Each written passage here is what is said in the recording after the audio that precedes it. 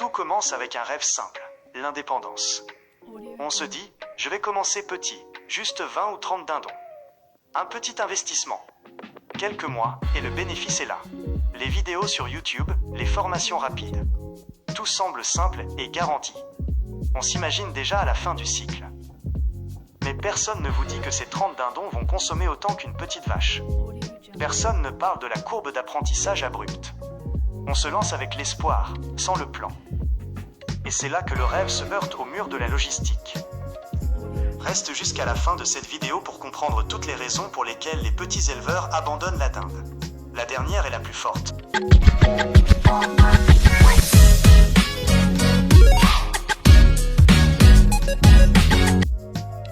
On te dit que tu peux gagner 1 million en 6 mois juste en élevant des dindons?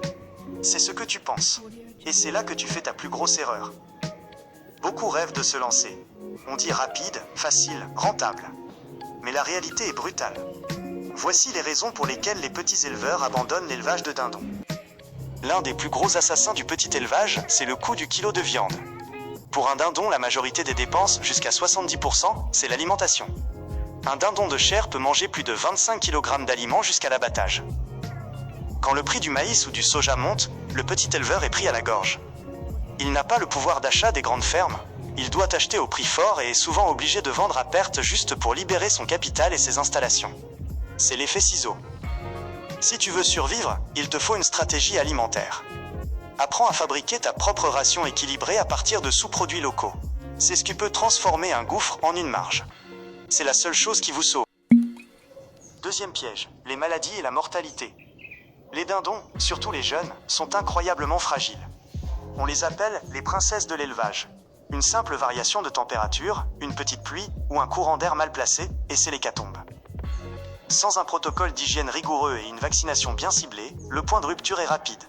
J'ai vu des éleveurs perdre la moitié de leur lot en 48 heures à cause de la blackhead ou de la coccidiose. Et quand on perd ces animaux, on ne perd pas seulement un dindon.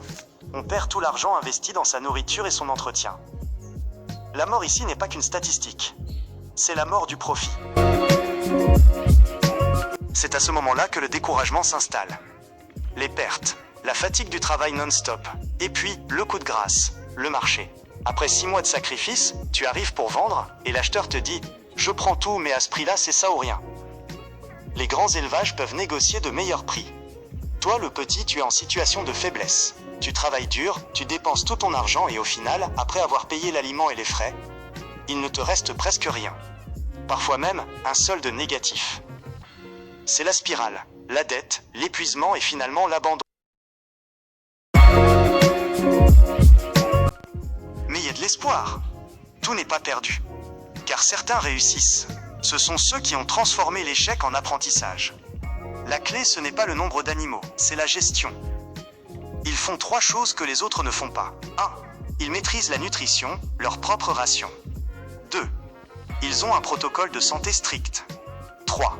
Et surtout, ils ont un canal de vente direct, marché local, restaurant.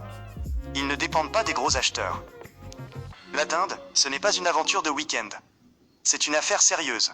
Et avec la bonne méthode, la méthode du calculateur, pas du rêveur, elle peut redevenir extrêmement rentable.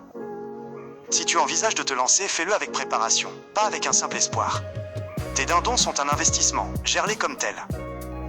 Et si toi aussi tu as déjà vécu ces difficultés, ces pertes d'argent, partage ton expérience en commentaire. Dis-nous ce qui t'a fait arrêter ou ce qui t'a fait continuer. Ensemble, on va apprendre à réussir, pas à abandonner. Abonne-toi pour ne pas rater ma prochaine vidéo sur comment faire ta propre ration équilibrée.